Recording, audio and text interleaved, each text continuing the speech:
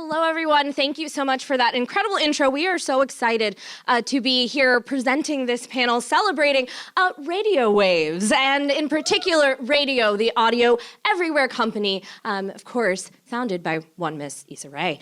So we will be joining me, first we have Raedio's head of music supervision, Stephanie Diaz-Matos, and in just a moment, we'll have award-winning actress, producer, and entrepreneur, Issa Rae.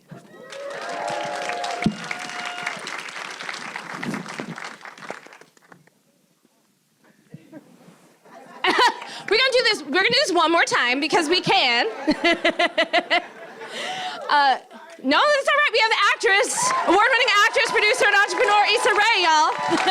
Hello. You too. Good to see you. Waters, anybody, before I sit down? I'll take it. Thank you so much. Stephanie, I'll get yours. I got you. Okay, thank you. Well, ladies, this is very exciting because we were celebrating. All right, yep, we got seated. From the time that I first, understood and witnessed your series, will start specifically with Insecure. It was immediately obvious that music was another character in this show. It's kind of been something that I know we have talked about quite a bit, is the music of these series. Why has it been so important for you to really incorporate it kind of beyond just being, the backdrop of the story? Yeah. Yeah, I mean, as a writer, I'm always looking for inspiration, and sometimes I will write to music, and sometimes I'll listen to a song and get inspired to write a particular idea. And so they're just natural complements for me. And when a story is complete, or even just during the creation process, I just naturally envision songs. So like if I'm writing a particular scene, I might be like, oh, this will, Flo Milli will go perfect with this, or this could go great with this particular Jasmine Sullivan. And that to me enhances a story, and sometimes I love a silent scene. I love, when the actors do the work to tell the story for you, and accompanied by music, it can just set the mood in the best way. And you all know this best, but for me, it's another way to help the story without words. Stephanie, for you, in getting into this as a profession, in developing the skill set of finding the ways to make, really, as I said, to make the music a character in a story. What was it about becoming a music supervisor, about jumping into this lane that really interested you? How did you get your start? I went to film school, and when I was in film school, the editing process where you started to put music to picture was probably the most compelling part for me, because you could put any, all different kinds of music against something, and the mood would change, the intent would change. Like how transformative it was really moving for me, which at the time in my life when I was in college, I was, going to clubs, and I was out all the time, and I was dancing, and music just was transformative for me as a person. So when I was in school and I put music and film together, I was like, oh, this is something. I mean, I'm of a generation that I didn't know music supervision was a job. I mean, now there's probably a class about it, but it wasn't a thing when I was in school. So I initially started doing A&R, and doing A&R when you're finding songs and pairing them with artists, it's like a different kind of matchmaking. But for me, the matchmaking of film to music is my favorite kind. Well, tell me a little bit about the chemistry that y'all have created in when it comes to matchmaking, when it comes to finding the right music. Obviously, we now have Rap Shit, which has recently been renewed for season 2. So we have more music to come there. What do you remember about some of those first conversations about what you wanted this show to sound like? I know it wanted it to be Miami, very, women focused. It's set in the rap world. Yeah, I mean, I'm glad you said first conversations. There were many, many, many conversations. And what's great about Stephanie is she's just so organized. And for a show like this, I wasn't aware of all the steps that were needed to make a music show. This is a music-heavy show, and they've done so many music-driven shows before, and so it was a learning process for me to just kind of figure out even where to start.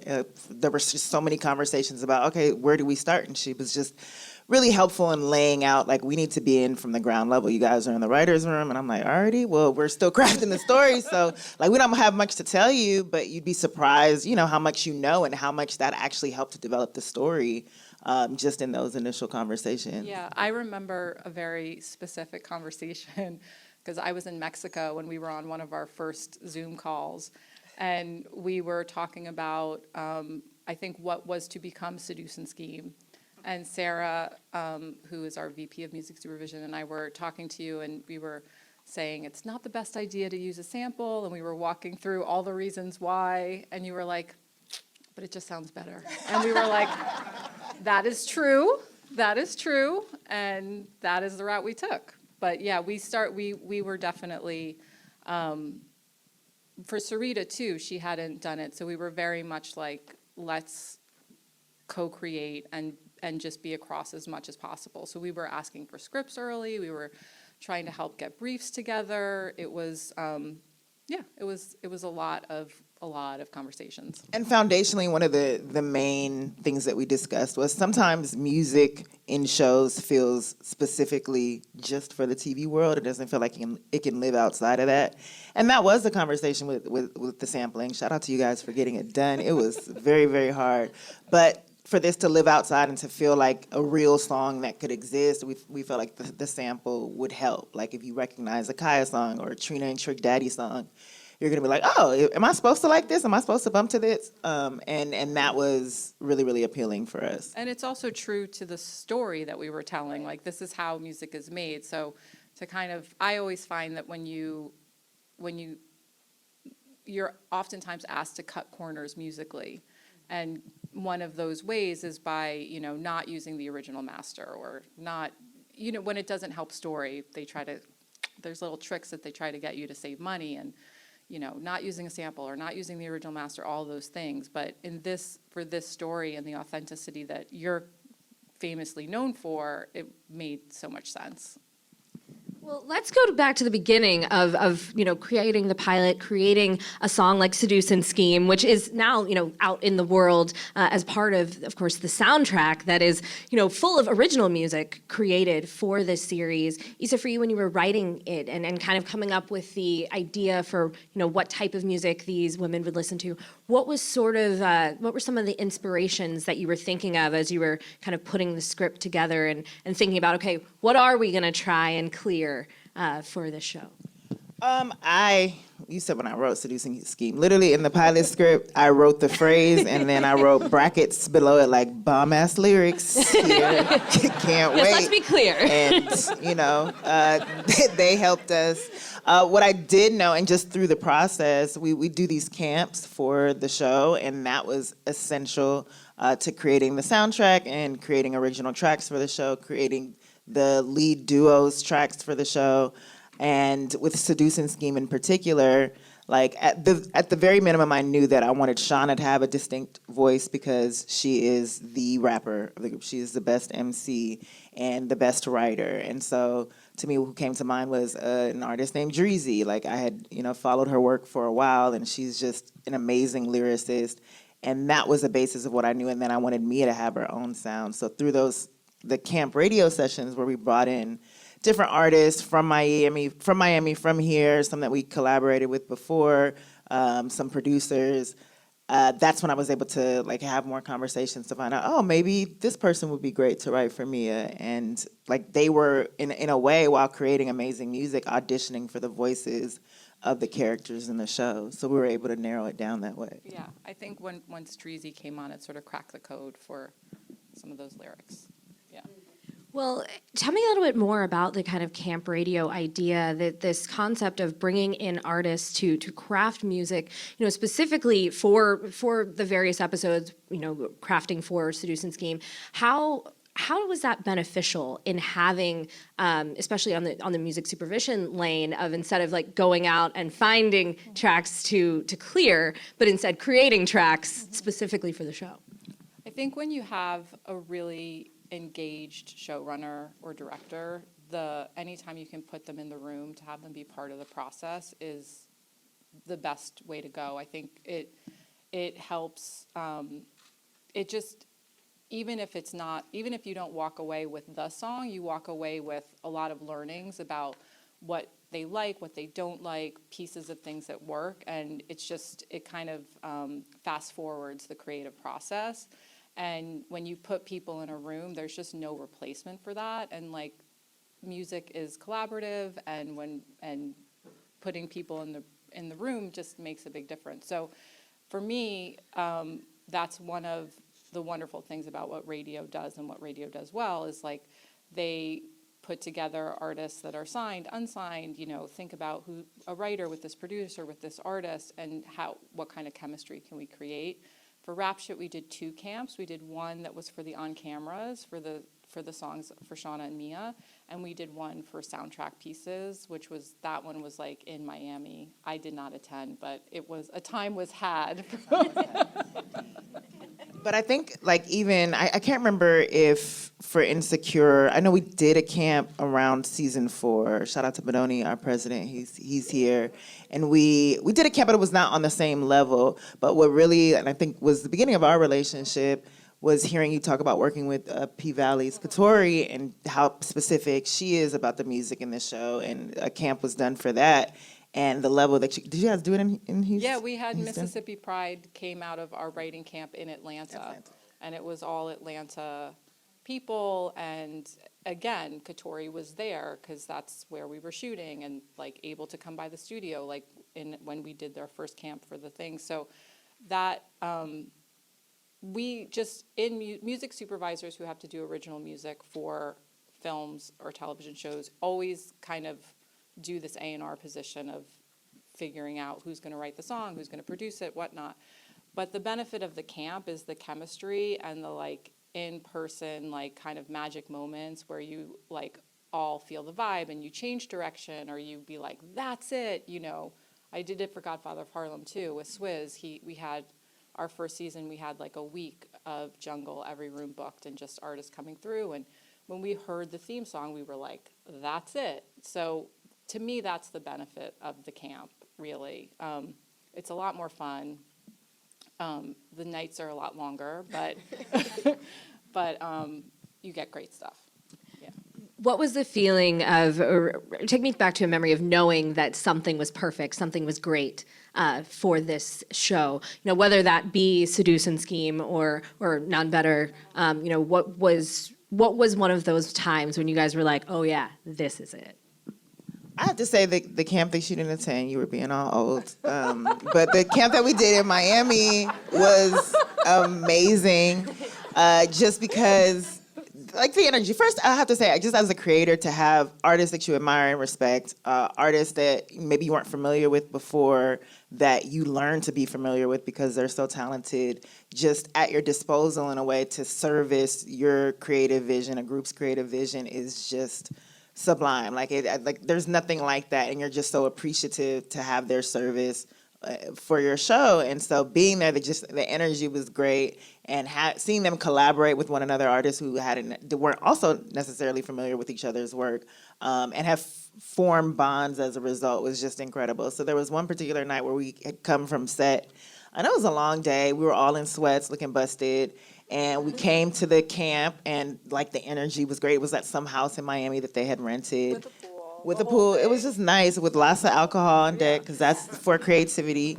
And they were like, oh, we want to play you some of the songs. And there was a camera there, so I was like, my face like betrays me when I don't like something, so I was a bit like, oh, like now, but okay, I have to go with it, because Michael Scott, the camera, like, that's great, yeah, let's do it, let's see it. But one of the first songs that they played for us was called Slob on My, and it just turned it up. I was like, oh my God, this show is really about to have like hits. This is incredible. And it was just it perfectly encapsulated the sound that we wanted to have for the show, and informed, in some ways, the creative process moving forward. But to have the showrunner there, to have some of the writers there also on hand to like witness this, it also energized them in a way. So that was a magical moment for us. When we talk about collaborators, we can't leave you out as well, because in that writing of Seduce and Scheme, there is a video, there was a camera, that you didn't just write bomb-ass lyrics in the script. You did also explain what the ad libs needed to feel like, rather demonstrated, if you will. Yes, that was for the freestyle. So for those who haven't seen it, in the first episode, there's a freestyle that pretty much launches this group's career that they do in a car.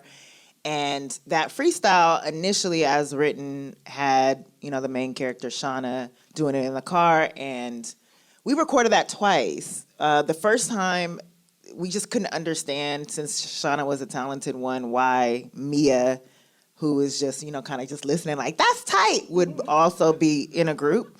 And so we had to have some contributions. And so I was watching different videos of just freestyles and saw one where it was like, oh, duh, the hype person. Like the hype person who does the ad libs, who just has a natural chemistry like that. There's just something there in terms of being able to just not necessarily have the bars to contribute, but the sound effects. And so, or just the vocal cosigns. And so when the rap was written, it just was a matter of just trying to figure out what they would say to this. Like we're taking credit cards, but we don't take Discover. So I was just writing down those other things to just, talk my shit. And Ida, one of the writers, captured me in the booth. And I have no regrets. They delivered it. Chameleon did it way better than I could. And there was just a level of authenticity, and she made it, so much funnier. But I did get to live out my rap dreams through that.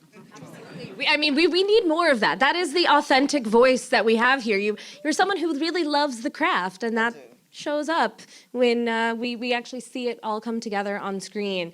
And something that you kind of mentioned just a moment ago, Stephanie, is that you kind of brought what you did in P-Valley into this series, but also Raedio is involved with tons of series, obviously ones that Hooray produces, and others, things like And Just Like That. You are also music supervisor on. Tell me a little bit about kind of expanding and branching into all different types of shows, genres, kind of in this, audio everywhere lane. Well, what's unique about Raedio, and I think the vision is that audio everywhere. It's pretty simple, but we're just trying to keep the quality control high. We've got our label, we've got our publishing company. One of the things that I'm most excited about is we have a music library, which as a music supervisor who's been doing it for a long time, libraries are a part of what we do, and they're an important part of what we do. But to be able to contribute to what our library stands for and what it sounds like is so exciting, and we use it in our shows, not just the Hooray show, like all across the board, movies, everything. We always, we're creating what we know we need, and that's just such an awesome place to be. And I think even as far as the label goes and the publisher, it's like having these artists that we love and we want to find homes for, and then having homes that we can put them in is just, it's the best. Issa, for you, going back a little bit to for this idea being birthed and kind of developing it, as you kind of see the growth of Raedio, the evolution of Raedio, what are you most proud of and excited about how this has continued to blossom? I'm extremely proud of this collaboration. That was something that, again, came out of Benoni, and it was something that we were doing naturally with Insecure and working with, shout out another amazing music supervisor, Kier. And there's just a love for it there, but it obviously takes so much. A lot of people think so much to you guys' credit, but you meet a lot of other creators who want to get into this field, and I think that music supervision is just like, okay, boop. Put it in, obviously there's such a process, and my present company included, you think that you can do it, but there's just so much more that goes into it, and there's a professionalism that you have to have. I've seen people who have a talented ear, but just can't necessarily deliver on the professional side, the paperwork side, the artist service side, the relationship side. Like there's just so much to it. And I need people to put some respect on y'all's name. Thank you.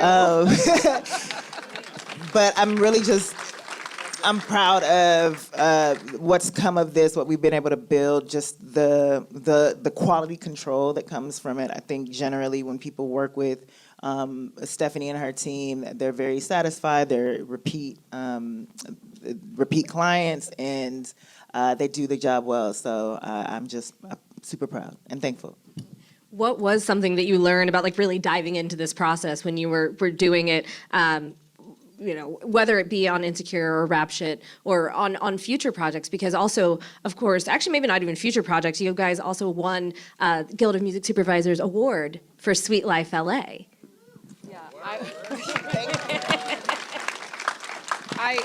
So Sweet Life LA is something that my team did. So Issa worked more with Sarah and Eric on that one, but I will say that was an example of your vision kind of breaking the mold of what reality TV can be and do. Music was as much a character as it was in anything you put your hand on, and I think that's part of why it got the attention that it did. But no, I mean, for me, thank you for that. Like, it was just trying to make it feel like as cinematic as possible. And the library was essential. Sometimes in watching other shows, other reality shows, I'm a reality show junkie. I watch everything. But it is like, oh, this cue was the same cue that was in this, like the same library has been used for so many reality shows, and I wanted to break that mold in terms of, obviously sourcing some producers and artists that we work with within our own library, and then just sourcing actual real music cues. And it gets expensive, and shout out to HBO Max for being super generous with their budget there, but there's just something different feeling about watching an unscripted show with pop cues or hip hop cues. It just makes you feel immersed in these people's lives in a distinct way. Issa, do you remember a magic moment on that one? A song that really kind of illustrated what you were after? Yeah, but we didn't. Yes, I was. I didn't mean to hit a nerve. Yes, you hit a nerve, but it was the perfect placement that we couldn't get cleared, and I blame the artist. The artist was on some hating shit. No, he wasn't even on some hating shit. It wasn't even that. But that, to me, would have been the perfect opportunity. But I mean, every cue in that song, the blast song that we were able to get for the. That's what I was gonna say. For me, that's what makes that's the best branding for music in the show is the black cues. And I have to credit our president Montreal, who was just like, this song, I'm thinking about this for the opening titles, and I was like, oh, okay, cool. I didn't even think about opening credits for the show, and as soon as I heard it placed in the episode, or in the first episode of that pilot, I texted him like, this feels like a real fucking show. This is great. Like, this is amazing. This is exactly what we're looking for. And so something like that, to have a theme song, when theme songs are obviously coming back now, but it felt special, and it felt like we were putting a stamp on LA and our show in a very specific way. Agreed, because every time I watch that show, and as you know, I binge watch it, I'm listening to that track for like 3 days in a row, and I'm like, I'm with my friends. Like, yes. I feel like I'm driving into like the vibes of this series, and that's really what you guys have created, are distinct vibes for each and every project that feel like themselves, but also are like pushing everything forward. When you think of I don't know, maybe if you could use a few words to kind of describe like what you are after as you move into like season 2 for Rap Shit, things along those lines. Like what are you now that you take it to the next level? What does the next level even look like? I'm just going to say I love that question, because let's get started. We don't have much time. I was like, they've been trying to get a call on the books, and I'm like, okay, we're coming. Because we're still trying to, we're trying to write the show. But like I should learn from last season, so much of it will inform what we're writing. So Stephanie did ask me to ask that question. Monday, we'll talk on Monday. Go ahead. That's why I've got my notebook. I'm ready. You know, we've talked a lot about how music is a character in these shows, in these series. Where did that instinct come from? You know, you said you kind of like listened to things when you're writing. I know that you were especially listening to kind of like, you know, songs that you said made you feel like Miami as you were putting pen to paper for this one. Like actually, I guess I'll ask that first. What were some of those songs that you had like on your playlist that inspired Rap Shit? And yeah, why do you like to write that way? Yeah, I mean, for Rap Shit in particular, I remember writing the pilot and having a female rapper playlist. Like, it just made all the sense. But I put a lot of the contemporary girls on there, like Flo Milli, Meg, obviously Cardi, Azalea Banks, and so many of them. So many of those artists were archetypes for the characters on our show. Of course, City Girls. But like I discovered new artists throughout the process, and then also while listening to their music, would look up kind of their origin stories and how they got in and the adversities they faced to get into the music industry. So like it would be like listen to a song, get inspired, you know, bop to it, write a couple words, and be like, oh, what happened to so and so, or why isn't so and so doing this, and why didn't they break the mold here? And so it was just feeding me in so many different ways, but.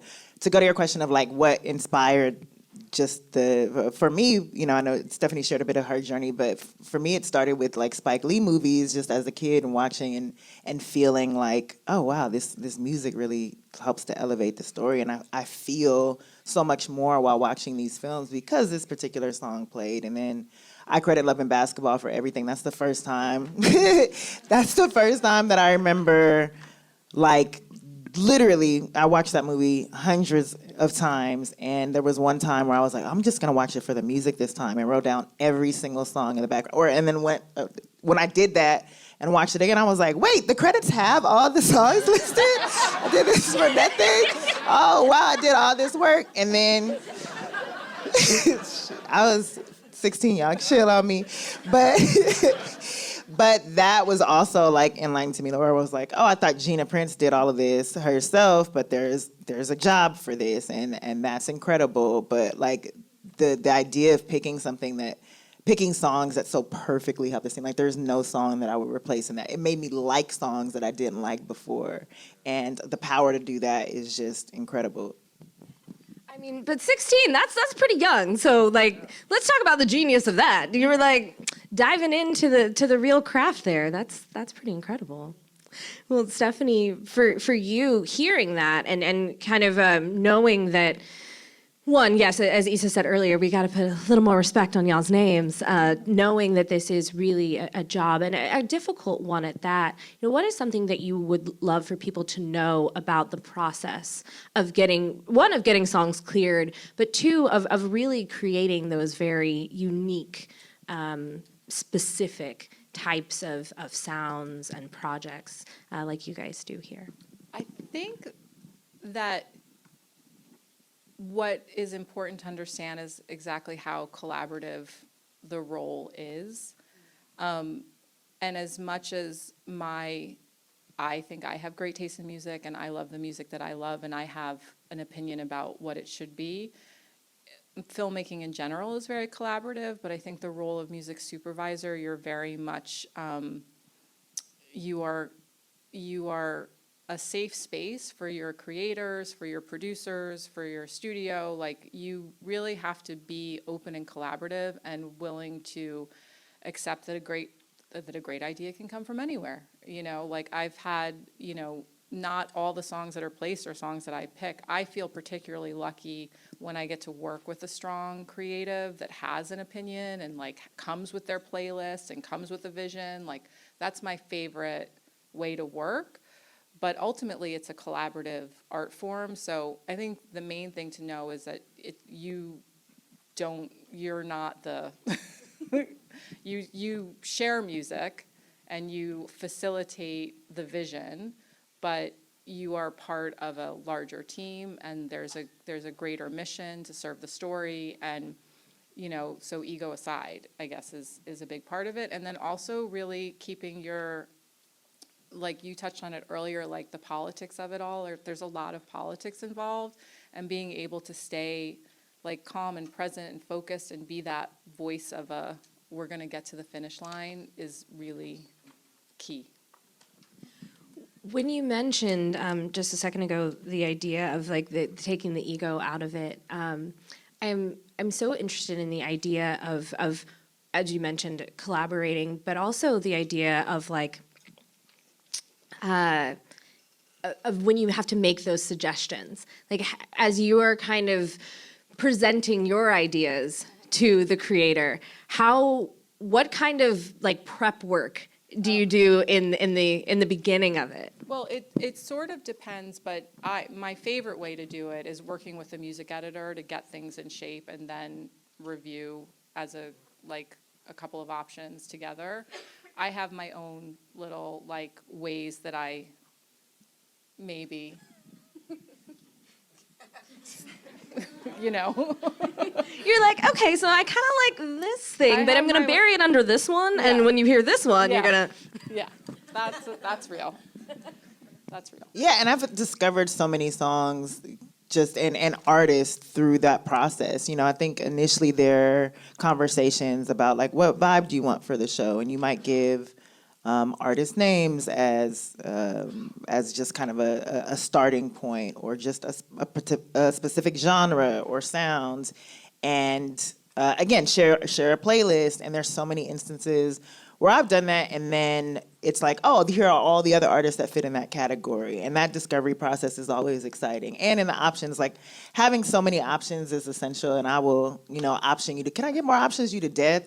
And to have, 5 different songs in a place, and to have them in a particular order, and then to be like, dang, I like all of these. And, I don't know, let's just save all of these and know that they're going to go in different moments later, and then adding them to my own playlist on the side to like listen. I love that process as well. Have you had that happen I feel like we maybe have talked about this before in Insecure, that, something didn't work out for one season and then ended up coming back a couple seasons later? Has that Absolutely. Yeah, I keep every season I would have an ongoing playlist. So like, I'm a Spotify user, so I would create my little playlist on the side and build that up, and, while writing, think about songs for particular moments, and then be heartbroken if they had an unclearable sample when the time came or something, or, and then be so pleased to find new options from that result. Because it is hard when you set your mind to a song and you're like, I just know this is about to kill it. Ooh, this is about to elevate it. And then to hear back, it's $100,000. Or, this artist is nowhere to be found, and they do not want to clear this shit, and there's just no They hope. found God in their Yeah, which happened. actually happened. That One of this for a song, Yeah. A Seducing Scheme, we originally had a sample that I was so excited about. Again, had that moment of like, ooh, this is about to kill them. They're not even ready. And then they were like, no, she found Jesus, and she doesn't want this song to be out there anymore. And you can't say anything to that. No. You can't be like, well, can she just unfind him for one season and then come back, because this is the classic. So unfortunately, we didn't get to use that one. But you do, like with Insecure, that it was definitely that process as well. And I've had so many pleasant surprises come out of that experience.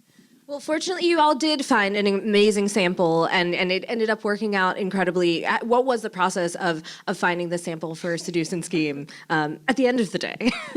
So I know I worked closely with you, Sarah, Philippe, and in that process, and the song that we ended up using was Kaya's K-Wang. And Kaya has had a bad history of people sampling her music in the past, and so shout out to Sarah, who was just constantly, getting her on the phone, communicating with her.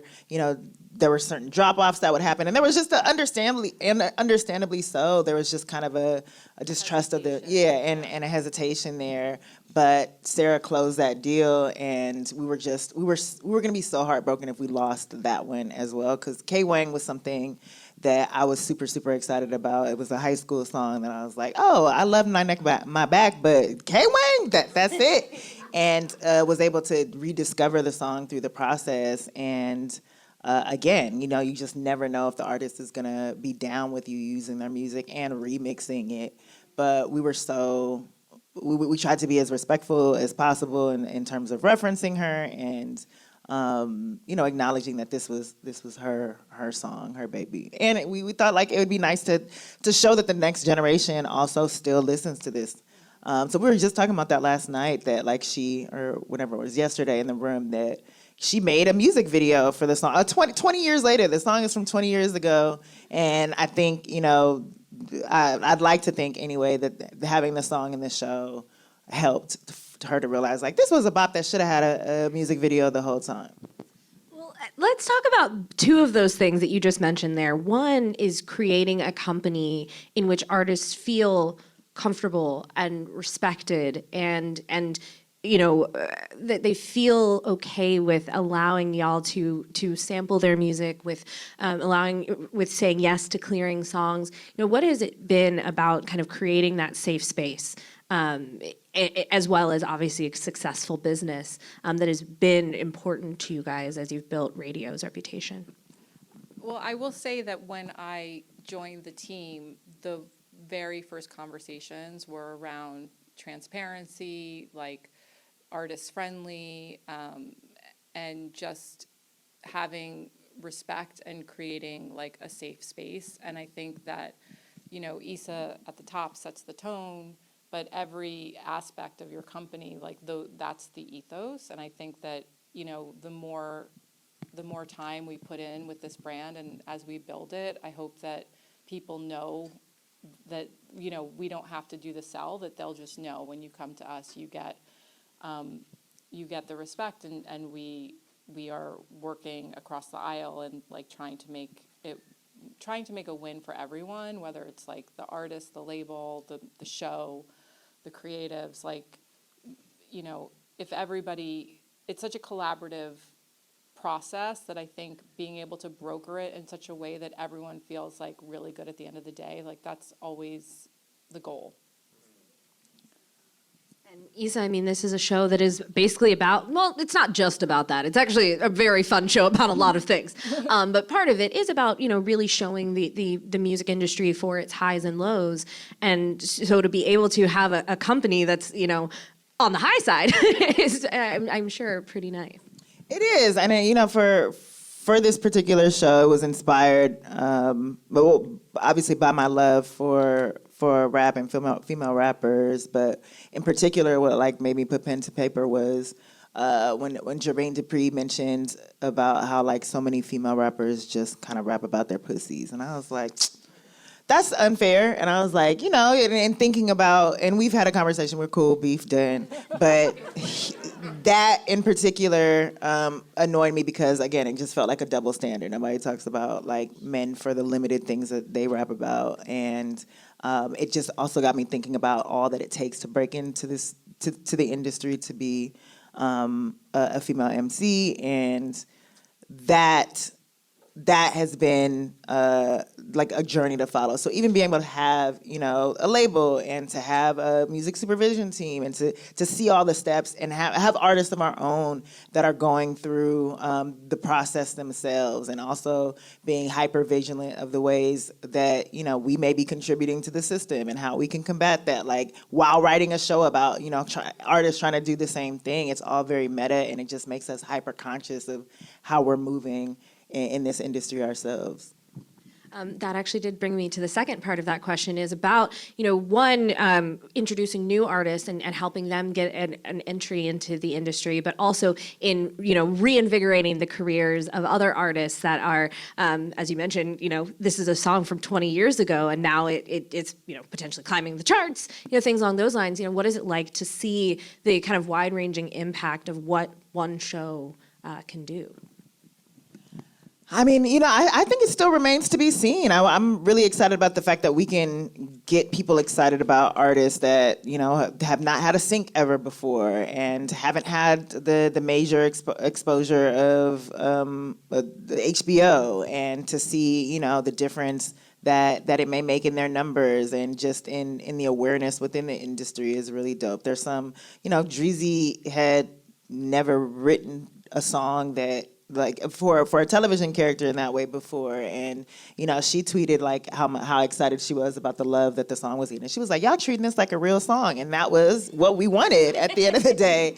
And so that felt really good to see, and to see other local Miami artists get national exposure in a way like where they could be the shit in their city, but other people discover them, and then us like being exposed to Miami music. At the radio soundtrack party, the DJ played this song called Slide, and you saw like some of the Miami, Florida actors and participants in the show, crew of the show, like start dancing. And I was looking around like, what the fuck is this? I like it, and it continues to just feed the show and feed the authenticity of the show. So it's all cyclical in the best way. Stephanie, from your point of view and your side of that, I mean, you're seeing it not just with this show, but kind of across the industry. How have you seen kind of the power of TV and film in breaking so many of these artists, and what has it been like being a part of that? That's the fun part. That's the joy of the job, is like when it connects and people get excited and they tell you how excited they are, and I have been fortunate enough to have like a few along the way. I think the Lizzo placement in Someone Great was like a big moment for her, and that's exciting. And yeah, I mean that one really needs like a full round of applause and maybe like a standing ovation. But I think that when stuff gets gnarly and you're like on the phone trying to clear a sample with someone who doesn't believe you and they want their check, they don't want a check, they want cash, and you're just going through all of the things. And there are so many things. When it does in the end connect, it's like that, what they say about giving birth, like you forget and then you go and do it again.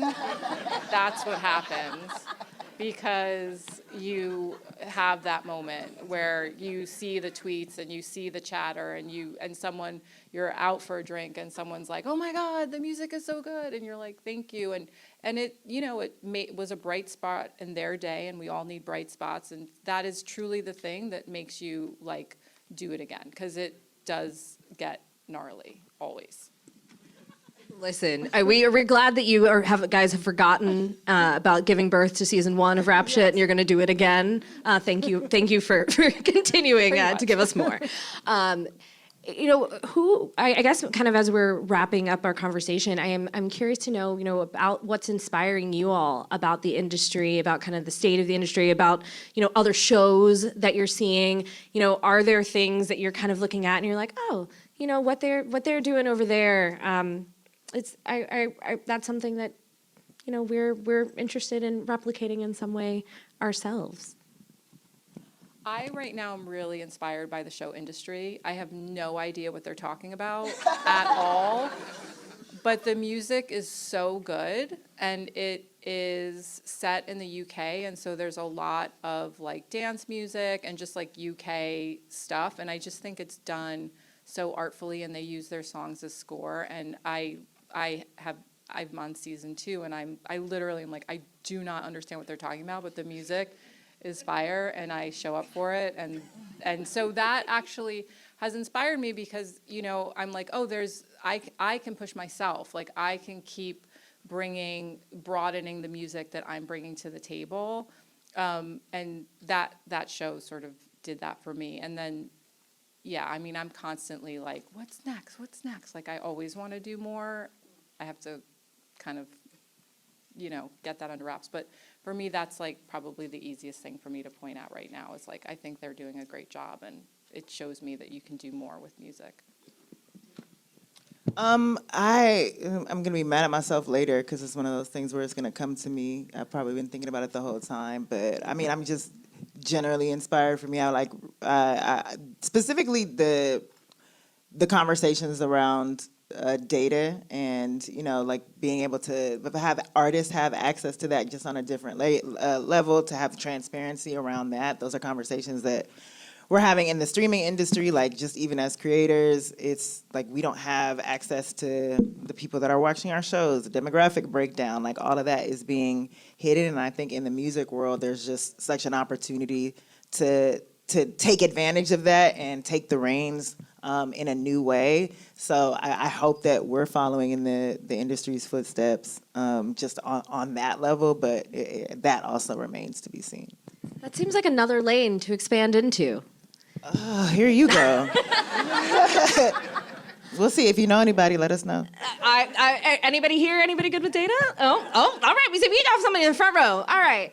Well, ladies, thank you so much for diving a bit into this series, into the making of this series, but also into just the way that music influences you and influences us all. I think that is what makes that's what makes this art especially stand out. So thank you so much for talking about Thank you, Angelique, as always. Thank you so much.